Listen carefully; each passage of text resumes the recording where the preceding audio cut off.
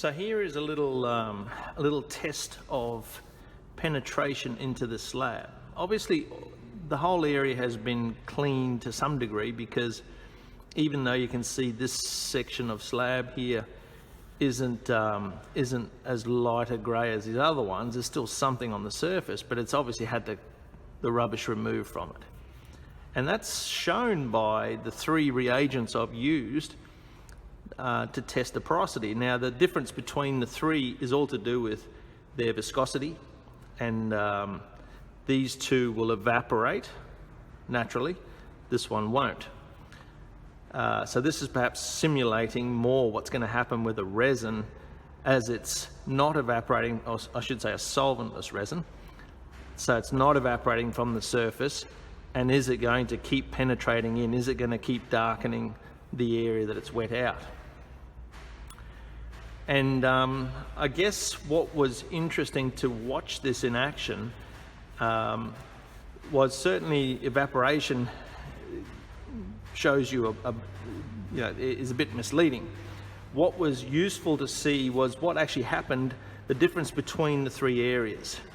And even though my drips weren't the same size, I was watching and I could see it, and you should be able to see it on the time lapse, what's progressing.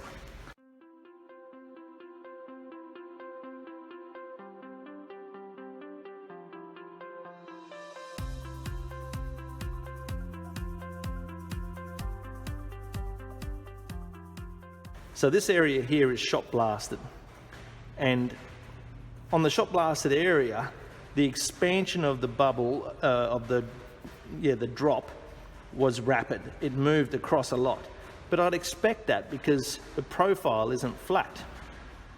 So does that mean that it was all penetrating in, or was it spreading out?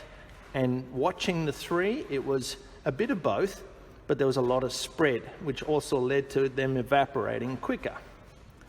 The next area here is probably more like a grind area, CSP 2 to 3 if you want to call it that. And it has less mechanical profile. You saw that it spread out less than what it did on the shot blasted. Penetration wise, it was better than here, but not as deep as here. You can see it's in contrast, this has obviously gone further into the surface. It hasn't evaporated, it's gone deeper in. Here it's a bit closer to the surface, which is why it's darker. Now the final area here, you can see it's really just got a scratch in many ways across the surface. It's cleaned off the debris, but it's really just scratched the surface. Now, the areas, the reagents all penetrated in. They all darkened the slab. So even though it wasn't a CSP 2 to 3 in this area, it still penetrated in. It still darkened the slab. Now this would be a tight, hard slab, because this has had a grinder over it, which didn't really touch it apart from scratching. So I do question what level of preparation do we need for the different flooring systems. And again, in this case, we're talking about a thin film roll coat that's going to be applied in a warehousing situation with some foot traffic, some forklift traffic, but not a lot of heavy use. Do we need to shot blast it? Is grinding sufficient? Or can we clean the slab and leave the surface not like this, but maybe a combination? As we grind across it, we're naturally going to have some of these hollows.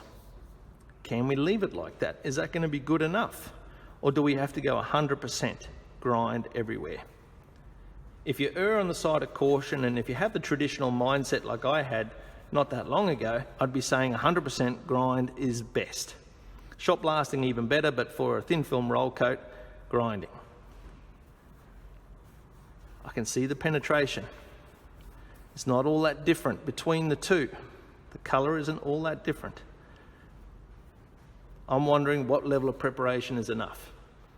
And how can we actually conduct some tests that are more or less caveman or rudimentary than the ones I've just done? How can we actually determine it? Is there a way to use a reagent like these to determine whether the preparation is good enough for the type of flooring system? Fascinating topic, I think. Love your feedback on it.